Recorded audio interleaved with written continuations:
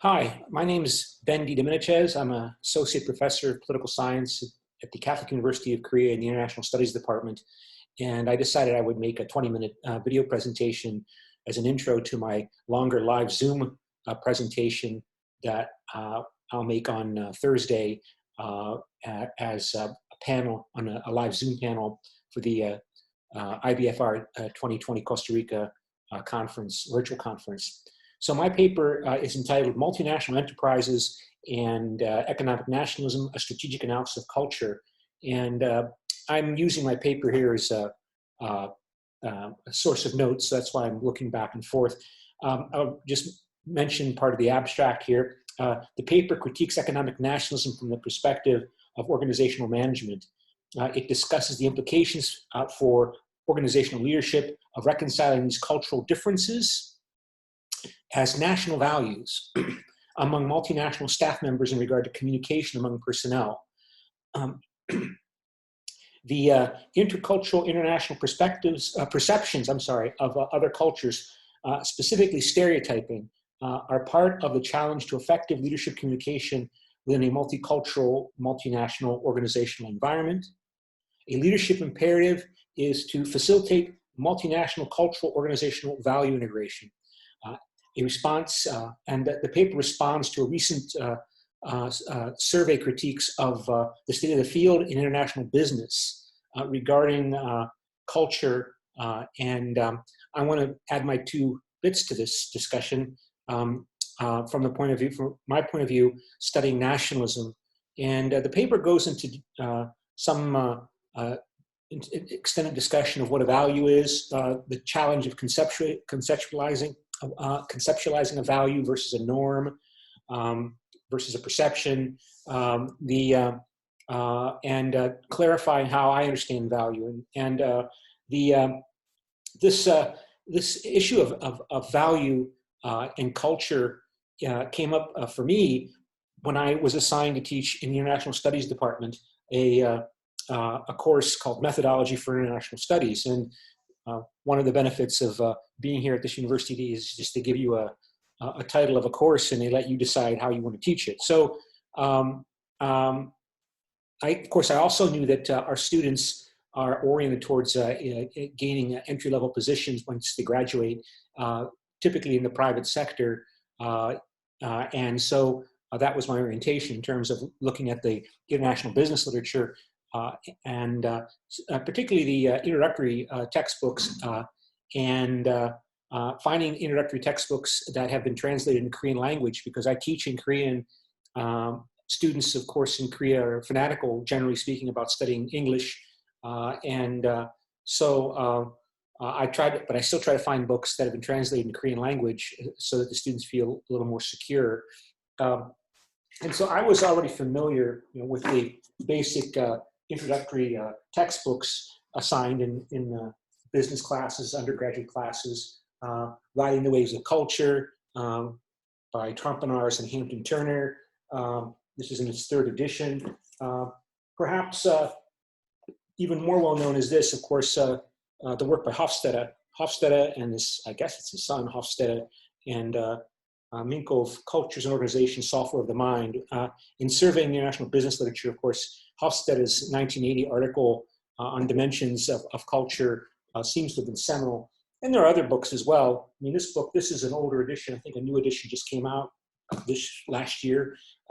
When Worlds Collide, Leading Across Cultures. And so I chose the Trompenaars and Hampton Turner book, textbook, partly because it is useful for teaching students about the introduction to doing qualitative research. I liked how Trompenaars and Hampton Turner used scenario-based questions and scenarios to get responses from people, typically mid-level managers in their seminars, to how they would respond if they have to make a choice. And I like that approach because that's how I understand values. What do you do when you have to make a difficult choice? When you make, it's not, you have to, choosing one thing means you sacrifice something else. So it really shows you what values people have when they have to make a difficult choice. And that ties in with introducing them to qualitative methodology. So this is a well-known book, Qualitative Inquiry, Research and Design by Cresswell and Poth. And so this book and the Hampton-Turner book were the two textbooks for the class.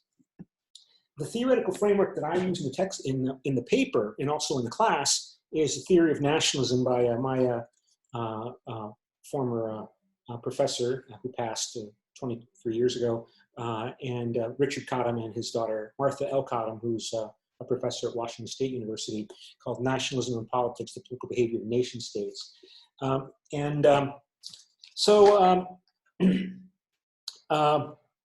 Trompenaars and Hampton-Turner make a stab at trying to define what are values, versus what are norms, versus what are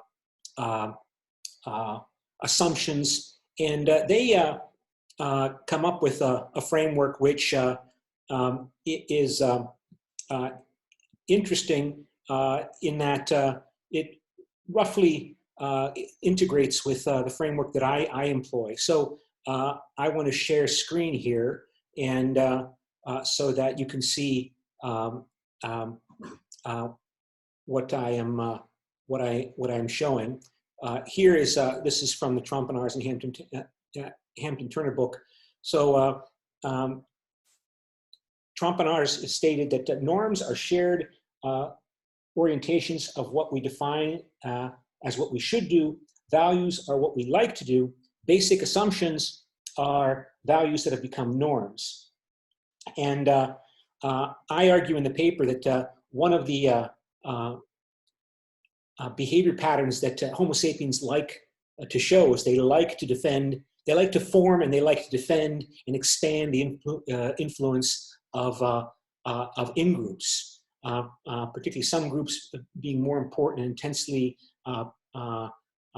self-identified with than others. I might self-identify with the Catholic University of Korea as an in-group versus other universities, but if I'm a typical American citizen, I'm probably going to have a much more intense affective loyalty relationship to the United States, large in-group. And of course, nations are primary intensity, large self-identity communities ranging in size from Iceland to China. And not all states, of course, are nation states like China, like Iceland, like Poland, like Japan, like France, like the United States. Multinational states break up because of nationalism, like the old Soviet Union and the former Yugoslavia. So, the highlight in the Trompenaars and Hampton-Turner book is the difficulty in communication because managers do not understand these the importance of these intercultural differences. And this is also from the Hampton-Turner book, showing that, you know, French culture, American culture share more similarities than differences. But Trompenaars and Hampton-Turner point out that people tend to notice more the differences and they tend to exaggerate that. Okay, I agree, but they exaggerate those differences, and those differences define, you know, French culture versus American culture. I want to explain in the paper why they do that.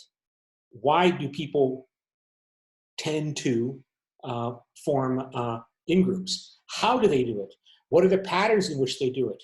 And what are the effects of those tendencies in terms of patterns in perception and patterns in behavior as a result of this value of the liking to create in-groups? It's part of Homo sapiens' nature that they form in-groups and therefore out-groups. And so that's the lead into the paper in terms of my effort to contribute to this discussion. And the impetus for creating this paper was 2 articles that were published in the Journal of International Business, that the Journal of International Business Studies, that came out a couple years ago, less than a couple years ago, one by Tumen Stahl in 2018, and a response to Tumen Stahl by Peterson and Barreto, and surveying the literature covering the role of business, the role of culture in international business, and trying to conceptualize and understand it. And so that forms the structure, responding to elements, particularly the Tumen Stahl article, responding to that article, which maybe I should mention the name of the article just to give you a sense of what we're trying to do here. the title of the article is The Torturous Evolution of the Role of Culture in International Business Research: What We Know, What We Don't Know, and Where We Are Headed. So, of course, they also call for, and as well, Peterson and Barreto call for an interdisciplinary approach, bringing in other perspectives from other disciplines, and hence, my effort to make a contribution. And so I have to define what nationalism is. It's not an ideology. It's this deep behavior pattern that people demonstrate because of their tendency, overall, statistically speaking, to form in-groups. I'm not saying everybody's a nationalist, but it's a predisposition that you see is prevalent within Homo sapiens to form large self-identity communities, and also small ones, like families. We feel very strongly about the well-being of our families, but we also feel very strong about the well-being of our nations, as we're all experiencing as we see the suffering now underway with the COVID-19 pandemic. So I define, a nation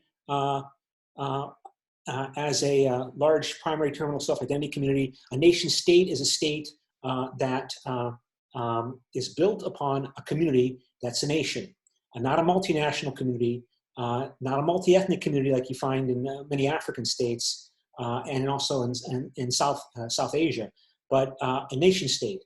And nation states are more prone to stereotype the external environment, to see the external environment in terms of threats and opportunities towards the national community, and to overestimate their relative power capabilities. And but this predisposition to stereotype and to generate emotions, negative and positive for the ally stereotype, are the source of this conflict and these fissures within organizations. If in a multinational enterprise, the multinational personnel start perceiving the manager or the management as being biased, and that means being in favor of one national group over another.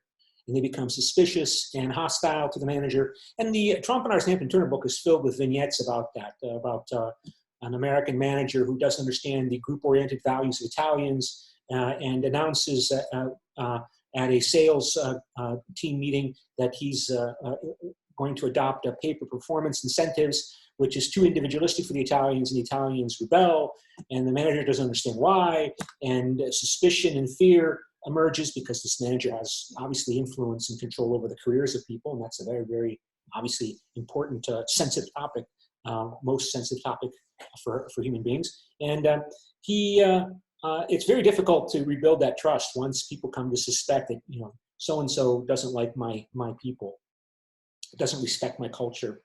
So, and I try to explain that in the paper. And so I only wanted to make this 20 minutes, so that means I've got about 6 minutes left. And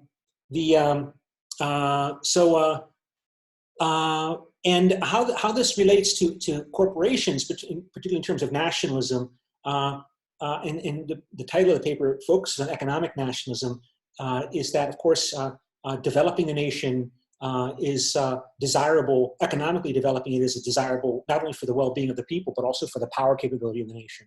And so we're seeing these conflicts over Huawei, the fierceness with which the Chinese government and the American government are fighting over Huawei's involvement, because the Americans, rightly or wrongly, or half and half, believe that Huawei is a de facto arm of the Chinese state. Chinese leadership probably see American banks as de facto arms of the American nation state. There is a case study in the paper, because I think that this is what really incentivized me to do the paper, was the case of Carlos Ghosn and the former CEO of Nissan Renault Alliance, and his stellar rise and catastrophic fall and bizarre escape from Japan when he was arrested, allegedly because he embezzled, he manipulated, he inappropriately used expense accounts. But the hostility and fierceness with which the Japanese pursued him indicates to me that there was more than just his inappropriate use of expense accounts that was at stake, that he was de facto seen as an agent of the French. Carlos Ghosn is a Lebanese Maronite. He fled to Lebanon. The Maronites have a strong, traditional, effective alliance with France. And the London Times reported that the suspicions of the Japanese, and remember, nationalists are more prone to be suspicious and to stereotype and to see conspiracies that may or may not be there. That he was acting on France's behalf to take control of the Nissan-Renault alliance to France's benefit. And so just to continue on here, you know, I try to understand how people make difficult choices. Do you sacrifice? You have to sacrifice something. So we see nationalists are people that are willing to sacrifice and risk their lives, and sacrifice their career. Best example I have, again, another example in the case of is the American football player Pat Tillman, who was making millions of dollars playing in the professional football league in the United States. And after the September 11 attacks, he gave up his career as a professional football player, making millions of dollars, to join the U.S. Army and go fight the terrorists, and then dying by friendly fire in I think it was Afghanistan. And did Pat Tillman I often wonder on September 10, 2001, if you asked Pat Tillman and gave him a scenario, hey Pat, if somebody were to capture four airliners and crash them in the World Trade Center in the Pentagon and elsewhere, would you give up your job in the NFL and join the Army? First off, you probably think I'm crazy, weird, or insane for asking such a question. And I don't know if he knows himself, if he would have known himself on September 10, what he would have done. That's my point. People's values are not necessarily what they say they are. We surprise ourselves all the time as individuals, as national communities. And we often deceive ourselves because I know what I should say to make other people like me. Of course, so everybody's in favor of democracy and freedom and individual human rights and so on. But what they do when they have to make a difficult choice, they often, as I said, surprise themselves, as well as the same is true with regard to communities. And that's the problem with trying to determine what a value is. Can you ask somebody what their values are? Well, they'll give you an answer, but that doesn't mean it's right. It depends on how you define value. And so I define values as needs, drives. And I look at it from the point of view of Maslow, trying to understand people's needs and drives on an individual level. Abraham Maslow's hierarchy of needs is well known. But then I try to go beyond that and talk about on the collective level, which is now we're talking about nationalism as a drive to satisfy needs. So this is all discussion of what is a nation state, where do you expect to find nationalism, including economic nationalism, and I think I'm running about out of time here. I just wanted to highlight that Maslow's hierarchy of needs.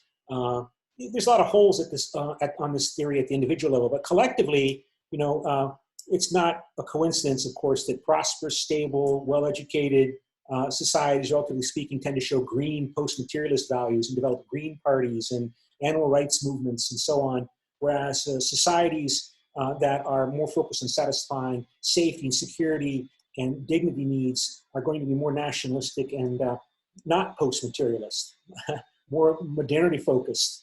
And these Maslow values or drives and needs associate with different kinds of behavior patterns, which relate to Carl Jung's behavioral trait cluster typologies, and loyalty, compassion, compulsion, aggression, and empathy.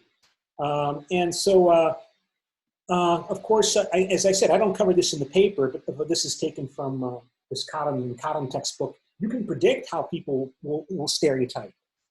You can see the patterns, and they stereotype on the basis of their understanding, in other words, their perception of rules, how they act, and the patterns of behavior that associate in terms of identity, social identity strategies, form outgroups, you create, you compete, or you try to evaluate yourself differently, for example. And then, that's the more social identity theory approach. And this is referring to policy patterns at the political level that associate with these stereotypes. So I think that's where I'll stop here. I mean, this is just an introduction to what I'm going to talk about on Thursday at the last, I think it's the last session panel of the conference. So I'll send this, I'll upload this Zoom video recording to YouTube, and I'll send it to Mercedes and Terrence, and maybe they can put it up. So thank you very much, and I will see you. Well, I will try to attend the 5 a.m. in the morning conference session that is scheduled for tomorrow, and of course, then mine is 7 o'clock in the morning, Friday my time, not your time, my time, 7 o'clock Friday in the morning for my panel. So looking forward to talking to you all. Bye-bye.